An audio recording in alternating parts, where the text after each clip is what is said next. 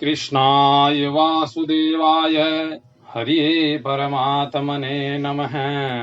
प्रणतः क्लेशनाशाय गोविन्दाय नमो नमः। अतुलितबलधामं हेमशैलावदेहं धनुजवनकृशानुं ज्ञानिनाम् अग्रगण्यं सकलगुणनिधानं वानराणामधीशं रघुपतिप्रियभक्तं वातजातं नमामि। भक्त भगति भगवंत गुरु चतुर्वपु नाम एक, इनके पद वंदन किए नासे विघ्न अनेक। हरिशरणम। श्री गुरु चरण कमलभ्यो नमः। प्रिय सज्जनों, हम लोग निरंतर रूप से श्रीमद् भागवत महापुराण का स्वाध्याय कर रहे हैं, वाचन कर रहे हैं और आप लोग श्रवण कर रहे हैं।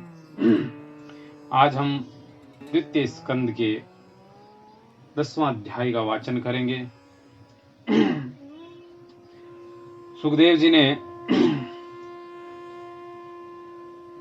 परीक्षित के प्रश्नों का उत्तर किस प्रकार दिया है, आप लोग ध्यानपूर्वक सुने।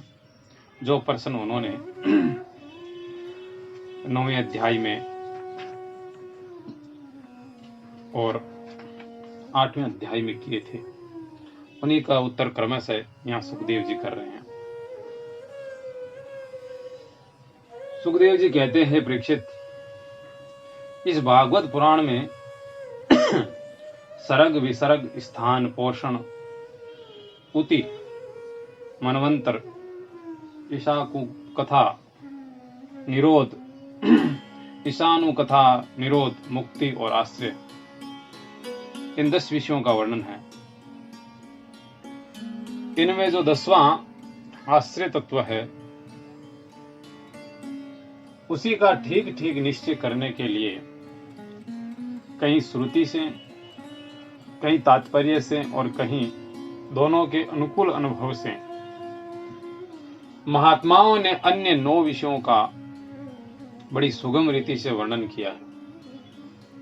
ईश्वर की प्रेरणा से गुणों में शोभ होकर रूपांतर होने से जो आकाश आदि पंचभूत, शब्दादि तन्मात्राएं, इंद्रियां, अहंकार और महतत्व की उत्पत्ति होती है, उसको सर्ग कहते हैं। उस विराट पुरुष से उत्पन्न ब्रह्मा जी के द्वारा जो विभिन्न चराचर सृष्टियों का निर्माण होता है, उसका नाम है विसर्ग।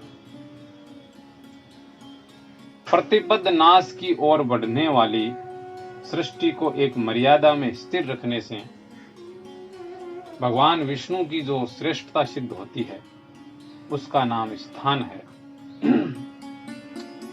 अपने द्वारा सुरक्षित सृष्टि में भक्तों के ऊपर उनकी जो कृपा होती है, उसका नाम है पोषण। मनवंतरों के अधिपति जो भगवत भक्ति और प्रजा पालन रूप शुद्ध धर्म का अनुष्ठान करते हैं, उसे मनवंतर कहते हैं।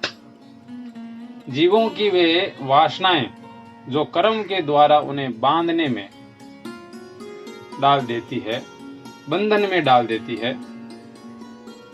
उति नाम से कही जाती है। भगवान के विभिन्न अवतारों के और उनके प्रेमी भक्तों की विविध आख्यानों से युक्त कथाएं ईश कथा है। जब भगवान योग निद्रा स्वीकार करके शयन करते हैं, तब इस जीव का अपनी उपाधियों के साथ उसमें लीन हो जाना निरोध है। अज्ञान कल्पित कर्तृत्व, भोक्तृत्व आदि अनात्मा भाव का परित्याग करके अपने वास्तविक स्वरूप परमात्मा में स्थित होना ही मुक्ति है। हे परीक्षित, इस चराचर जगत की उत्पत्ति और प्रलय जिस तत्व से प्रकाशित होते हैं, वह परम ब्रह्म ही आश्रय है। भगवान में उसी को परमात्मा, शास्त्रों में उसी को परमात्मा कहा गया है जो नेत्र आदि इंद्रियों का अभिमानी दृष्टा जीव है। वही इंद्रियों के अधिष्ठात्र देवता सूर्य आदि के रूप में भी है, और जो नेत्र गोलक आदि से युक्त दृश्य देह है वही उन दोनों को अलग अलग करता है। इन तीनों में यदि एक का भी अभाव हो जाए तो दूसरे दोनों की उपलब्धि नहीं हो सकती। अतः जो इन तीनों को जानता है वह परमात्मा ही सबका अधिष्ठान आश्रय तत्व है। उसका आश्रय वह स्वयं ही है, दूसरा कोई नहीं है। जब पूर्वोक्त विराट पुरुष ब्रह्मांड को छोड़कर निकला तब वह अपने रहने का स्थान ढूंढने लगा, और स्थान की इच्छा से उस शुद्ध संकल्प पुरुष ने अत्यंत पवित्र जल की सृष्टि की। विराट पुरुष रूप नर से उत्पन्न होने के कारण ही जल का नाम नार पड़ा, और उस अपने उत्पन्न किए हुए नार में वह पुरुष 1000 वर्ष तक रहा। उसी से उसका नाम नारायण हुआ। उन नारायण भगवान की कृपा से द्रव्य, क्रम, काल, स्वभाव और जीव आदि की सत्ता है। उनके उपेक्षा कर देने पर और किसी का अस्तित्व नहीं रहता। उन अद्वितीय भगवान नारायण ने योग निद्रा से जगकर अनेक होने की इच्छा की। तब अपनी माया से उन्होंने अखिल ब्रह्मांड के बीज स्वरूप अपने स्वर्णमय वीर्य को 3 भागों में विभक्त कर दिया। अधिदेव, अध्यात्म और अधिभूत। ये परीक्षित, विराट पुरुष का एक ही वीर्य 3 भागों में कैसे विभक्त हुआ वो तुम सुनो। विराट पुरुष के हिलने डुलने पर उनके शरीर में रहने वाले आकाश से इंद्रिय बल, मनोबल और शरीर बल की उत्पत्ति हुई। उनसे इन सब का राजा प्राण उत्पन्न हुआ। जैसे सेवक अपने स्वामी राजा के पीछे पीछे चलते हैं, वैसे ही सबके शरीरों में प्राण के प्रबल रहने पर ही सारी इंद्रियां प्रबल रहती है, और जब वह सुस्त पड़ जाता है तब सारी इंद्रियां भी सुस्त हो जाती है। जब प्राण जोर से आने जाने लगा तब विराट पुरुष को भूख प्यास का अनुभव हुआ। खाने पीने की इच्छा करते ही सबसे पहले उनके शरीर में मुख प्रकट हुआ। मुख से तालु और तालु से रसनेन्द्रिय प्रकट हुई। इसके बाद अनेकों प्रकार के रस उत्पन्न हुए जिन्हें रसना ग्रहण करती है। जब उनकी इच्छा बोलने की हुई तब वाक इंद्रिय, उसके अधिष्ठात्र देवता अग्नि और उनका विषय बोलना, ये तीनों प्रकट हुए। इसके बाद बहुत दिनों तक उस जल में ही वे रुके रहे। श्वास के वेग से नासिका छिद्र प्रकट हो गए। जब उन्हें सूंघने की इच्छा हुई तब उनकी नाक घ्राणेन्द्रिय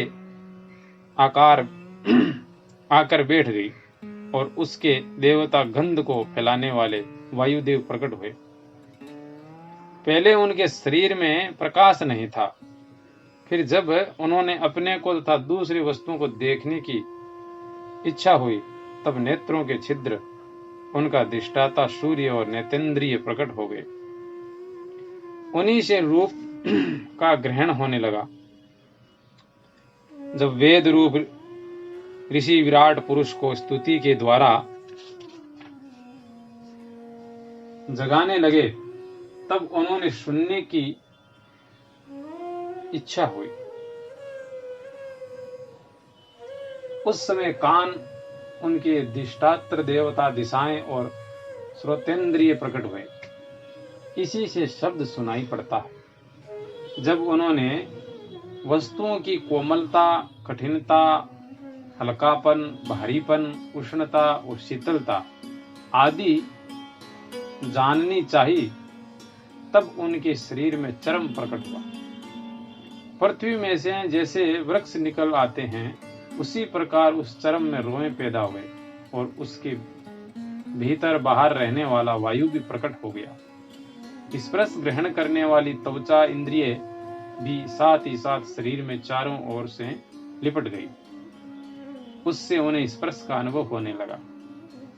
जब उन्होंने अनेकों प्रकार के कर्म करने की इच्छा हुई, तब उनके हाथ उग आए। उन हाथों में ग्रहण करने की शक्ति अस्तेंद्रिय और उनके अधिदेवता इंद्र प्रकट हुए, और दोनों के आश्रय से होने वाला ग्रहण रूप कर्म भी प्रकट हो गया। जब उन्होंने अभीष्ट स्थान पर जाने की इच्छा हुई, तब उनके शरीर में पैर उग आए। चरणों के द्वारा ही चरण इंद्रिय के अधिष्ठाता रूप में वहां स्वयं यज्ञ पुरुष भगवान विष्णु स्थित हो गए, और उन्हीं में चलना रूप कर्म प्रकट हुआ। मनुष्य इसी चरणेन्द्रियों से चलकर यज्ञ सामग्री एकत्र करते हैं। संतान रति और स्वर्ग भोग की कामना होने पर विराट पुरुष के शरीर में लिंग की उत्पत्ति हुई। उसमें उपस्थेंद्रिय और प्रजापति देवता तथा उन दोनों के आश्रय रहने वाले काम सुख का आविर्भाव हुआ। जब उन्हें मल त्याग की इच्छा हुई, तब गुद्दा द्वार प्रकट हुआ। तत्पश्चात उसमें पायु इंद्रिय और मित्र देवता उत्पन्न हुए। इन्हीं दोनों के द्वारा मल त्याग की क्रिया संपन्न होती है। अपान मार्ग द्वारा एक शरीर से दूसरे शरीर में जाने की इच्छा होने पर नाभि द्वार प्रकट हुआ। उससे अपान और मृत्यु देवता प्रकट हुए। इन दोनों के आश्रय से ही प्राण और अपान का विछोह यानी मृत्यु होती है। जब विराट पुरुष को अन्न जल ग्रहण करने की इच्छा हुई, तब कोख, आंतें और नाड़ियां उत्पन्न हुई। साथ ही कुक्षी के देवता समुद्र, नाड़ियों के देवता नदियां और तुष्टि और पुष्टि, ये दोनों उनके आश्रित विषय उत्पन्न हुए। जब उन्होंने अपनी माया पर विचार करना चाहा, तब हृदय की उत्पत्ति हुई। उससे मन रूप इंद्रिय और मन से उसका देवता चंद्रमा और विषय कामना और संकल्प प्रकट हुए। विराट पुरुष के शरीर में पृथ्वी, जल और तेज से 7 धातुएं प्रकट हुई। त्वचा, चर्म, मांस, रुधिर, मेद, मज्जा और अस्थि। इस प्रकार आकाश, जल और वायु से प्राणों की उत्पत्ति हुई। श्रोत्रादि सब इंद्रियां शब्दादि विषयों को ग्रहण करने वाली है। ये विषय अहंकार से उत्पन्न हुई है। मन सब विकारों की उत्पत्ति स्थान है और बुद्धि समस्त पदार्थों का बोध कराने वाली है। मैंने भगवान के इस स्थूल रूप का वर्णन तुम्हें सुनाया है।